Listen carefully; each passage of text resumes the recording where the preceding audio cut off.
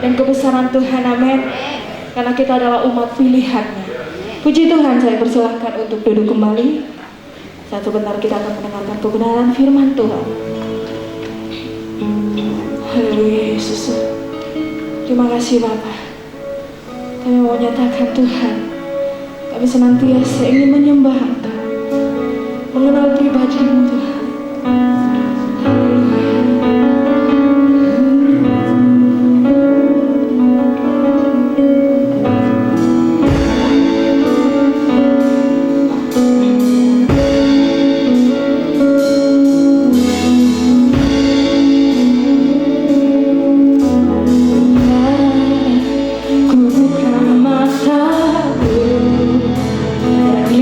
Wajahmu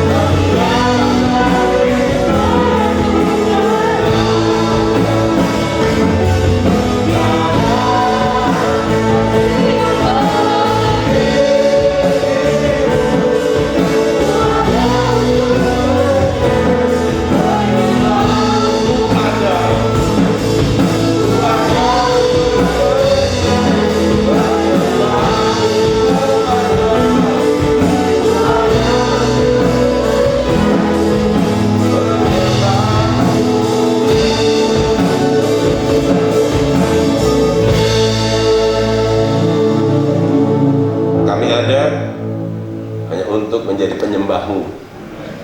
Apa yang Kau ciptakan dalam hidup kami sungguh luar biasa, dan kami takjub, kami tersanjung, dan kami kagum.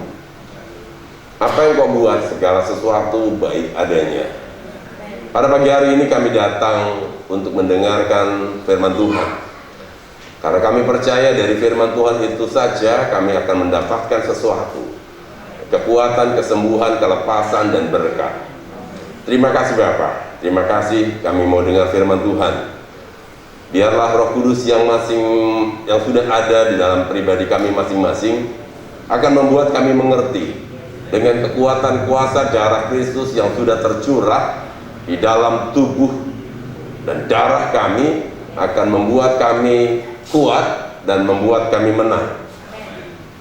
Dalam hamba-Mu ini ada Roh Kudus. Biarlah Roh Kudus yang akan berkata-kata mengendalikan mulut, lidah, pikiran hamba-Mu ini, sehingga apa yang hamba-Mu sampaikan semua berasal dari kendali Roh Kudus. Terima kasih Bapa, di dalam nama Yesus. Setiap kita yang siap dengarkan firman Tuhan sama-sama berkata amin. Puji Tuhan. Saudara kekasih, kalau minggu lalu ya kita dengar firman Tuhan, dan tema firman Tuhan minggu lalu adalah tentang kuatkan dan teguhkanlah hatimu. Kenapa firman Tuhan mengatakan kuatkan dan teguhkanlah hatimu? Karena hati itu rapuh, mudah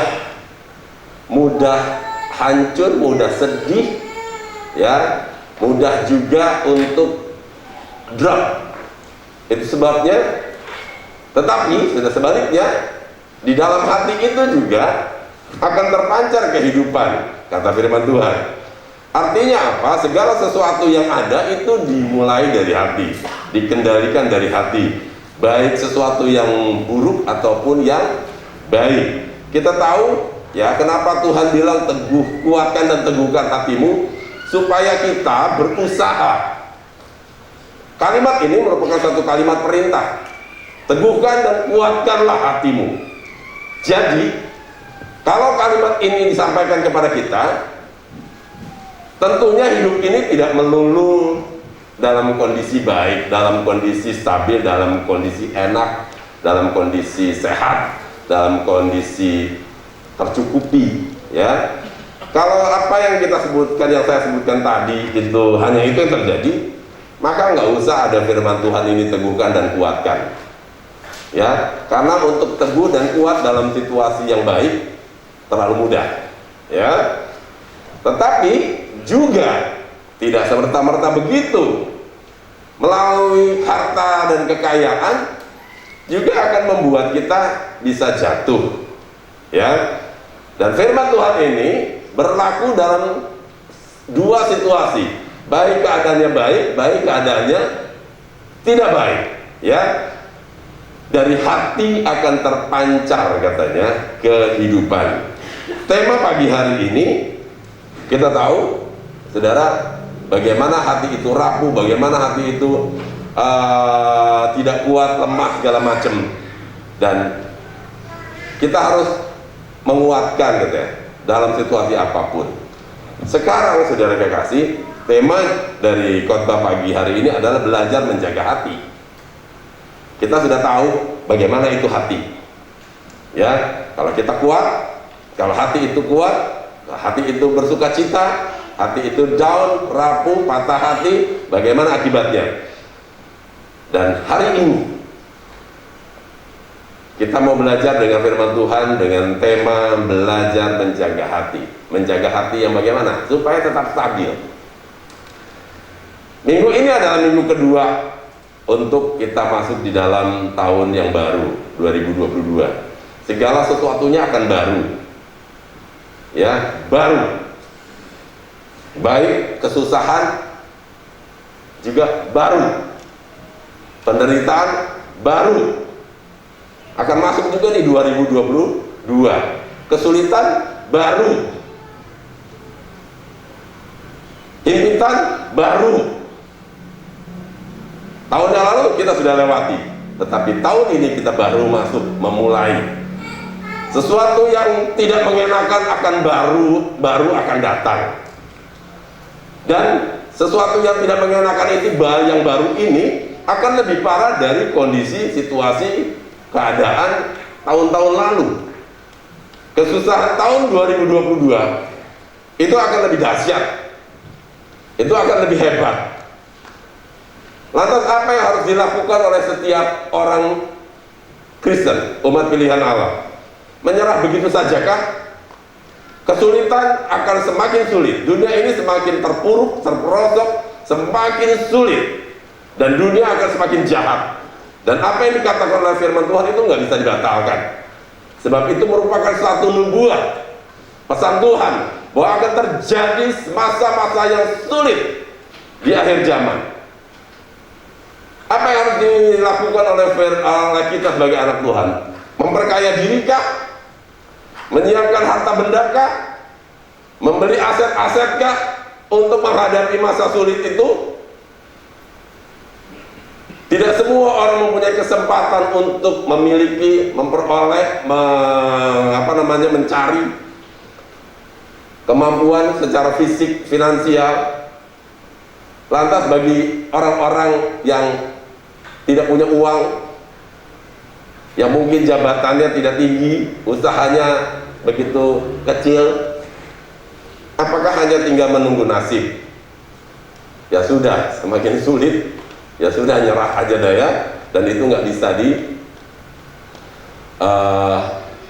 bisa dibatalkan kesulitan itu, kesulitan dunia ini. Apakah Tuhan yang menciptakan kesulitan dunia ini? Tidak. Dunialah yang memang sumber segala malapetaka. Dunialah yang merupakan sumber kesusahan.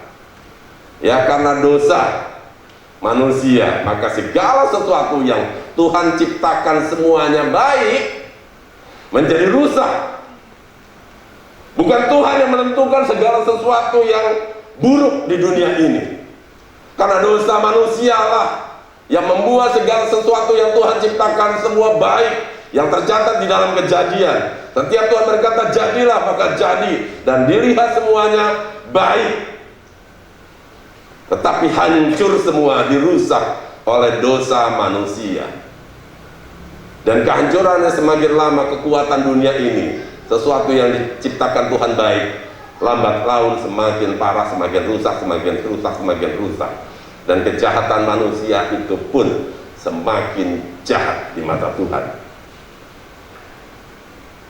Kita bersyukur kepada Tuhan, saudara dan saya adalah orang yang dipilih Tuhan untuk diselamatkan dari kesusahan yang harus kita hadapi. Saya sebutkan tadi, saya katakan tadi bahwa dunia ini semakin lama semakin susah, semakin sulit, bencana di sana sini, perang di sana sini, dan itu tidak bisa dielakkan. Namun apa yang harus disiapkan oleh anak-anak Tuhan? Kesusahan baru, masalah baru, ya, himpitan baru. Maka yang harus disiapkan oleh anak-anak Tuhan adalah iman yang baru. Semakin meningkat kesusahan, tingkatkan lagi iman kita kepada Tuhan. Semakin susah, semakin banyak masalah menyerang kita, semakin mendekat dan melekatlah kepada Tuhan. Iman itu sekali lagi dimunculkan dari hati, di mana Tuhan katakan teguhkan dan kuatkanlah. Kita tahu minggu lalu sudah tahu bagaimana caranya untuk kita teguh dan kuat. Dan hari ini mari kita belajar menjaga hati yang mudah rapuh itu. Hati itu adalah satu organ tubuh di mana fungsinya sebagai fisik. Dia menetralkan, dia menyaring racun-racun yang ada di tubuh kita secara fisik. Kalau hati kita rusak, maka racun-racun yang ada di dalam tubuh kita tidak tersaring. Ya, dan secara psikologi, secara spiritual juga dimulai dari hati.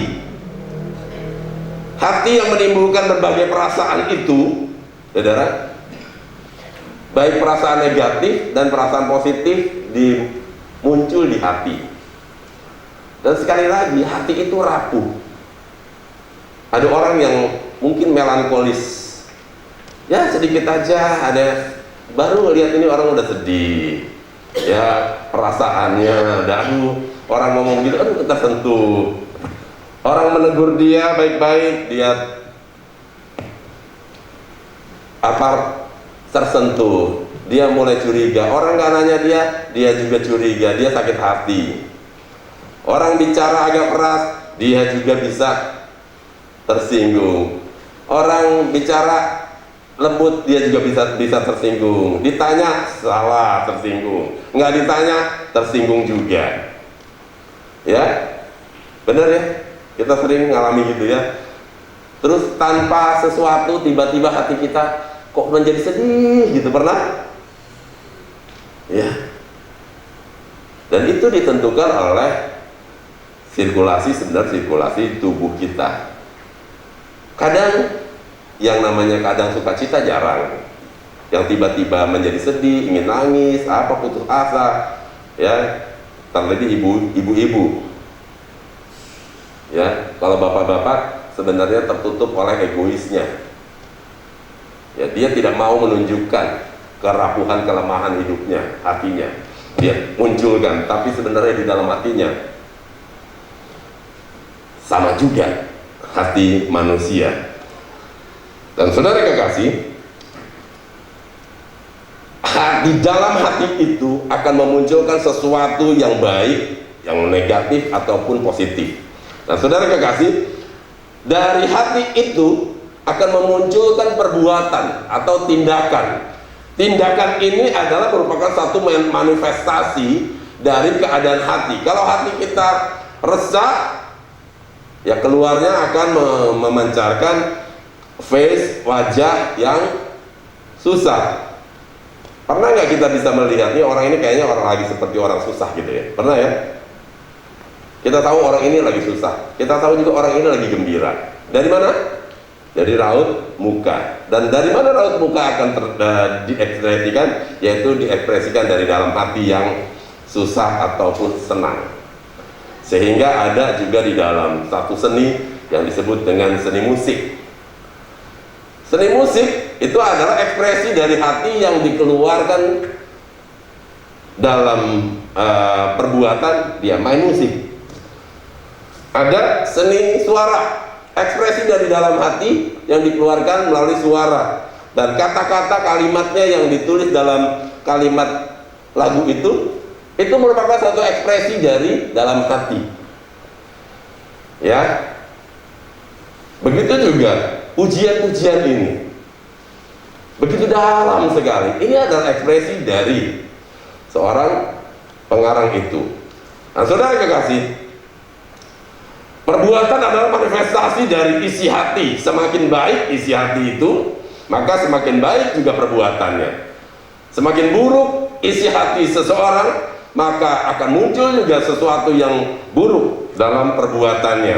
Inilah yang dikatakan juga di dalam Lukas pasal yang ke-6 ayat 45. Lukas pasal 6 ayat 45. Ini kata firman Tuhan. Orang yang baik mengeluarkan barang yang baik dari perbendaharaan hatinya yang baik. Dan orang yang jahat mengeluarkan barang yang jahat dari perbendaharaannya yang jahat. Karena yang diucapkan mulutnya meluap dari hatinya. Jadi orang akan terlihat hatinya baik atau tidak dilihat dari perkataan dan perbuatannya. Orang mengaku baik tetapi dalam perbuatannya, dalam perkataannya tidak baik. Kalau orang Sunda bilang entong neangan jurik nu teu kadeuleu. Jangan nyari setan yang gak kelihatan. Yang kelihatan dari perkataannya, yang kelihatan dari perbuatannya, ya itulah hatinya. Satu ajaran mengakui bahwa ajarannya itu baik, harus diekspresikan dari cara tutur kata dia, dari perbuatannya. Kalau dia bilang bahwa apa yang saya terima dari ajaranku baik, tapi dia membunuh, tapi dia menyakiti, ya itu tadi peribahasa Sunda bilang, tong neangan juri tuh kadelu. Jangan nyari setan yang nggak kelihatan. Setannya mana? Ya ini, gitu loh ya. Dari dia yang melakukan sesuatu yang jahat, nah inilah setannya. Jadi artinya apa? Nggak usah ngaku-ngaku. Begitu juga di dalam kehidupan kita semua. Kalau kita merasa bahwa kita orang baik, itu akan dilihat dari apa yang dia perkatakan, apa yang dia lakukan. Karena apa yang dia katakan dan apa yang dia lakukan itu muncul dari dalam hati. Ini bukan kata saya, ini kata firman Tuhan, ya. Kalau saudara bilang mau sumpah-sumpah saya baik kok, saya baik, tapi kerjaannya caci maki, kerjaannya bentak-bentak, perilakunya selalu tidak baik, ya. Kalau kata si siapa itu, ya si Mbah apa Mijan, roso-roso katanya. Jangan cuma rasa-rasa. Kalau hati kita sudah diperbaharui, mari ekspresikan. Kalau kita rasa bahwa ini begini ya, wah hati kita ya, mari ubah. Bagaimana cara mengubahnya? Ketika sesuatu muncul yang negatif, ubahlah pola pikir yang positif. Kita melihat sesuatu yang tidak baik, firman Tuhan bilang apa? Mengucap syukurlah di dalam segala perkara. Kita akan lihat, saudara kekasih, bahwa orang yang memanifestasikan hati yang baik ini akan terlihat, ya. Lihatnya apa? Dia melakukan segala sesuatu dengan ikhlas. Tetapi orang yang dalam hatinya tidak baik, dia mengerjakan sesuatu sambil ngomel-ngomel, menggerutu, gitu ya. Terus apa? Kalau apa bahasa Sundanya ya? Apa bahasa Indonesianya? Kalau orang Sunda bilang judat jadet, cemberut sana cemberut sini gitu. Mukanya itu udah nggak seperti wajah dia yang tadinya baby face, ya, yang tadinya bulat jadi panjang, yang tadinya face-nya ini panjang jadi bulat, berubah, ya. Yang tadinya wajahnya putih jadi kemerahan, yang tadinya wajahnya memang sedikit agak gelap, tambah matang begitu. Bukan seperti sawo matang. Sawo matang kelihatannya ya memang sawo begitu ya, tetapi kalau sawo busuk, nah lebih parah lihatnya. Kalau orang kulit sawo matang dia marah, bisa bayangkan ya. Saudara pernah lihat orang yang putih kemudian tiba-tiba berubah wajahnya? Merahnya bukan cuma di sini. Kalau merah di sini memang seringkali dibuat oleh para wanita ya, supaya apa? Supaya kelihatan baby face. Tapi ini merahnya semua. Enggak cuma di sini, merah semua saudara. Bahkan sampai mata-matanya. Orang yang lihat pun yang cuma lihat merah di sini, dia melihatnya seperti orang itu ada muncul di sini. Untung begitu ya. Seperti bertanduk ya. Kelihatan, semuanya kelihatan. Seorang yang tersinggung dia akan terlihat juga dari face-nya, dari wajahnya, dari ekspresi yang dikeluarkan. Tetapi kalau orang yang manifestasi dari hatinya itu baik, dia akan melakukan segala sesuatu dengan ikhlas, ya saudara, dengan sukacita dan tanpa beban. Ya. Kadang-kadang kita melihat juga dalam kehidupan sehari-hari anak-anak mungkin ya, dikasih kerjaan gitu aja, kayaknya sibuk banget gitu ya, kayaknya berat banget. Padahal kita orang tua mengerjakan semuanya kayaknya enjoy aja ya. Kenapa? Karena kita lakukan dengan tenang hati, dengan ya ini tanggung jawab kita, dikerjakan dengan sukarela. Tetapi bagi orang yang mengerjakan dalam hatinya tidak baik, mengerjakan pekerjaan yang ringan sekalipun, dia akan kelihatannya susah. Artinya, susah atau senang sesungguhnya bisa dikendalikan oleh diri kita masing-masing.